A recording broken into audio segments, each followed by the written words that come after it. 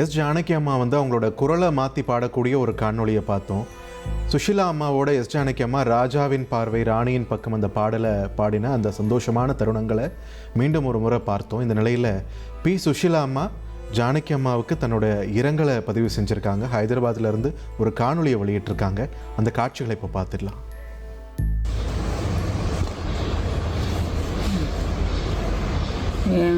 చెప్పాలమ్మా, పర్వతం లాంటిది. రెండు పర్వతాలు ఉండేవి మెడ్రాస్లో. ఫీల్డ్నంతా గడగడలాడించింది ఇద్దరిని. ఎందుకో ఆవిడ్ని దెబ్బ మీద దెబ్బ కొట్టి ఆవిడ్ని కూడా తీసుకెళ్ళిపోయాడు దేవుడు. దాంతో ఒక ఫీల్డే లేదు, మ్యూజికే లేదు. ఎన్ని రకాలు పాడుతుందో ఆ పిల్ల ఎవ్వరూ ఊహించలేదు. అందుకే ఆ అమ్మాయికి నా అవార్డు అని ఇచ్చానంటే నాకంట గొప్పదని తెలియాలని ఆ రోజు ఆవిడకే ఫస్ట్ అవార్డు ఇచ్చాను. అదొక్కటే జీవితంలో నేను చేసిన మంచి పని. ఇంత హఠాత్తుగా అన్నీ ఇలాగే వస్తాయి, మనకి తెలియకుండానే పుడతాం, తెలియకుండానే ఆవి వెళ్ళిపోతుంది దాని టైం అయిపోగానే. కానీ మన బంధాలు ఎన్నో బంధాలు ఉంటాయి. నిజంగా ఇది ఇంకా ఫీల్డ్ ఉన్నది, పాఠకులు ఉంటారు.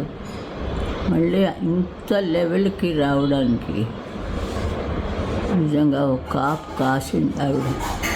నేనేం లేదు, ఏదో చిన్న చిన్న పాటలు పాడి లౌడ్ వేడ్స్ అలాంటివనే.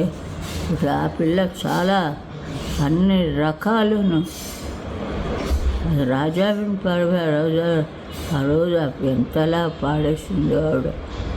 హాల్ అంతా గగ్గుల్లిపోయింది మగ గొంతుకుతోటి. నేను కూడా వినలేదు ఎప్పుడు మగ గొంతుగా. ఏదో ముసలి పాట, చిన్న పాట, చిన్న చిన్న చిన్న సరదా అయినవన్నీ పాడేది. ఒక సభని తీసుకువెళ్ళాలంటే ఆవిడ వల్లే అవుతుంది. ఆడియన్స్ని ఎలా ఆకట్టుకోవాలో ఆవిడకి తెలుసు. ముందు ఉత్సాహ విగ్రహం నేను పక్కనే అంతే. అలాంటిది జానకి రోజు నా సిస్టరు లేదంటే ఏం చెయ్యాలి, ఏడుపులోంచి కళ్ళ నీళ్ళు కూడా రావటం లేదు. అసలు ఏం చెయ్యాలని కూడా ఏం తెలియటం.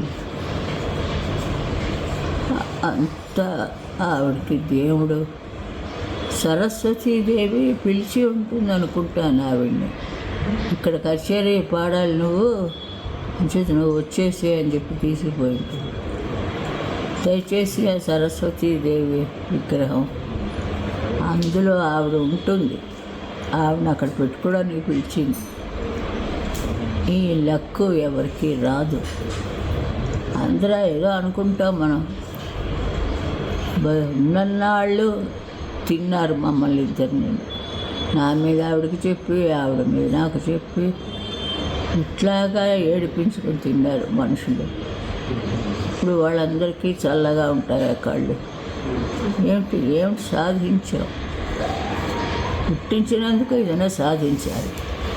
ఆవిడ అన్నీ సాధించింది, சாதிச்சడానికి ஏமி లేదు. சரஸ்வதி தேவி தன்னோட மகளை மீண்டும் தன்கிட்டே அழைச்சிக்கிட்டாங்கன்னு ரொம்பவே ஒரு நெகிழ்ச்சியான இரங்கல் பதிவிட்டிருக்காங்க பி சுஷீலா. சரஸ்வதி தேவி தான் ஜானகி அம்மாவை நீ இனிமேல் இங்கே வந்து கச்சேரி பண்ணுன்னு அழைச்சிக்கிட்டாங்கன்னு சொல்லியிருக்காங்க.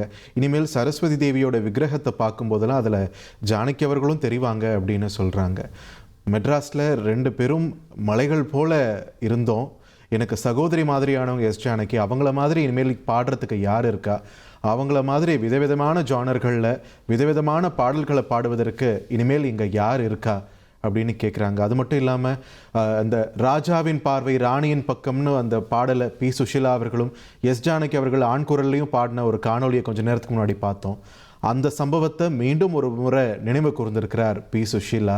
அந்த தருணத்தில் ஒட்டுமொத்த அரங்கத்தையுமே அதிர வச்சுட்டாங்க எஸ் ஜானகின்னு அந்த நினைவலைகளை பகிர்ந்துக்கிறாங்க. எஸ் ஜானகி அவர்களுடைய மறைவை நினச்சி வேதனைப்படுறதை தவிர தன்னால் ஒன்றும் பண்ண முடியல, என் கண்ணில் கண்ணீர் கூட வரலை அப்படின்னு ரொம்பவே நெகிழ்ச்சியாக பேசியிருக்காங்க பி சுஷீலா.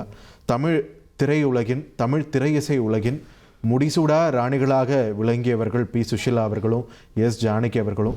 பி சுஷீலா அவர்களை விட 2 வயது இளையவர் எஸ் ஜானகின்றதுனால செல்லி தங்கச்சி அப்படின்னு தான் கூப்பிட்டாங்க. உடன் பிறந்த சகோதரி மாதிரி தான் நாங்கள் பழகணும் அப்படின்னும் சொல்லியிருக்காங்க. பல்வேறு நினைவலைகளையும் பகிர்ந்துக்கிட்டாங்க. இனி செல்லும் இடமெல்லாம் செய்தி. தந்தி டிவியின் வாட்ஸ்அப் சேனலை ஃபாலோ பண்ணினா செல்ல இருக்கும் இடமெல்லாம் செய்தி.